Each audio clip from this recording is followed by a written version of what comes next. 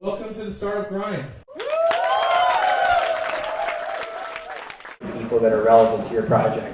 Even if you can't afford to hire that person at that exact moment in time, you should always have a list of people that you want to hire if something happens.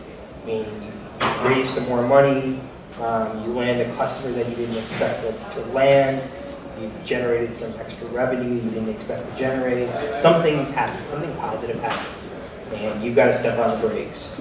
You should have a list of people in your pocket that you want to hire, that you can hire. And so it's a the number one job of the CEO is to always be hiring and always keep the gas tank full, money-wise. You want to keep the tank full. You always want 12 to 18 months of cash, and I believe, and you always want a list of people that you can hire, even if you can't afford them at that exact moment in time. So look, if you can't persuade a person to come work for you, you cannot persuade a company to pay you $50 or $100 million to buy your company. I mean, that is a sales process. Hiring someone is a sales process. It's recruiting someone that doesn't want to work for you, that doesn't know anything about you, that doesn't understand your product, that doesn't get your vision, and then talking that person into working for you is a difficult process. If you can't do it, you can't run a company. Let's put on your other hat now as an investor, and talk a little bit about your general thoughts about investing, or your kind of top things that come to mind when you are looking at companies, and what are the key things for you? And I'm an investor in 70 companies, 70. What's your favorite? I can't name them all. What's your favorite? I don't really have any favorites. Come on. I really don't. I mean, I have surprises. Give us a surprise. So, they're the two companies that are probably the most successful and happen to be the two biggest surprises. The first company is Clout, K-L-O-U-T. You guys have all heard of it before. I had no idea what was going to happen with that company. I had no idea that they would end up with hundreds of thousands of new signups a month, which is what's happening. I had no idea that people were going to blog incessantly about how stupid Clout was. I had no idea that was just going to drive more people to use it. A lot of people in this room probably don't know this, but Mark Benioff is using Clout in a lot of his social media tools. Sir Richard Branson just invested in Clout and is using it to rank all Virgin customer service queues. Basically every hotel in Las Vegas now is using it privately in their CRM system, point of sale CRM system, to determine who they're giving upgrades to. Now, none of us have to like it, but that's what's happening. It's a fact. It's a reality. They just raised money at a $200 million valuation. I own more than 1% of the company. I'm the only angel investor that didn't sell, so I'm either really stupid or really smart. Kleiner Perkins just came in and invested. I didn't sell. So I'm very surprised by Clout. I thought Clout was going to get bought for $10 million by Twitter 2 years ago, which is why I invested. And so there you go. And then the other one that a lot of the developers, mobile developers in this room, all work with is Flurry. One of the largest angel investors in Flurry. Flurry, as you know, is handling something like 13,000 data events a second. Talk about scale and big data. They are in the top 10 in the world in terms of the amount of data they're collecting on a daily basis. It's absolutely extraordinary. They have, I think they're on 30% of all smartphones, of all Android and iPhones in the world. It is an absolutely massive story. They're going to do north of 100 million in revenue this year. They're a very large company. I own about 1.5% of that company as well.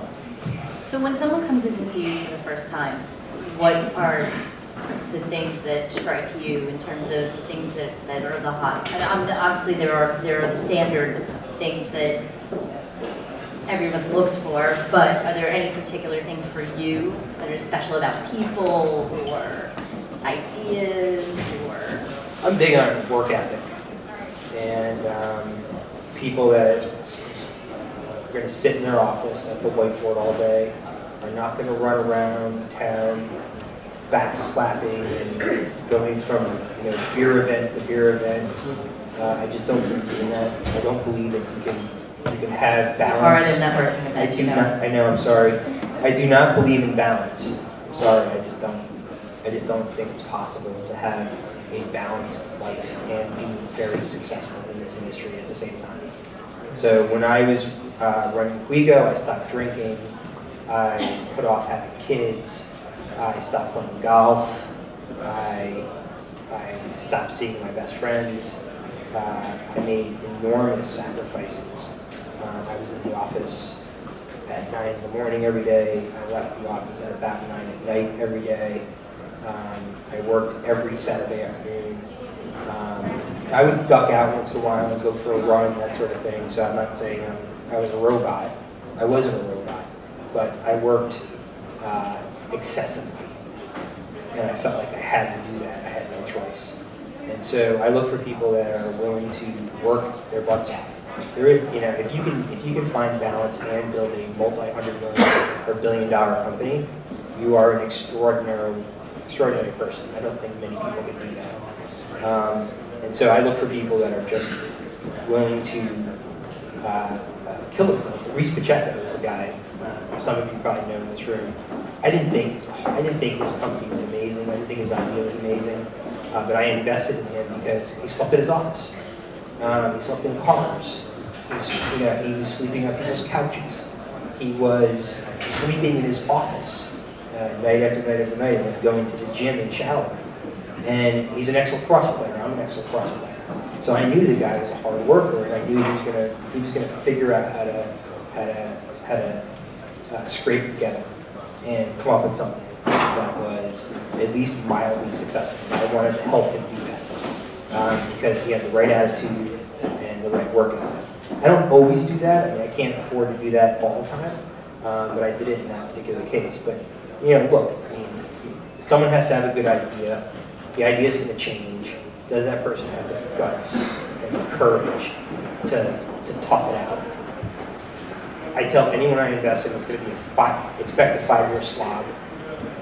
Not 2 years, not 3 years, 5 years. At least 5 years of disappointment, of ups and downs, of heartbreak. I mean, people that you thought were really good people becoming massive human resources disappointments. I mean, the things that happen, to me, would curl the hair on your head. I mean, it's just the stuff that, and the thing that's interesting is the more successful you get, the more the problems emerge and get bigger. Why? Because of greed. Right? The more successful your company becomes, the bigger the knives are that start coming out. And it's really a fascinating and very tiring process. But in this day and age where you can pivot very quickly and change your business model and change your idea within a few months, perseverance, guts, courage. I mean, do you have the stamina? And most people don't. Most people don't have the guts or the courage to get to the end. It's very hard. So then what do you think about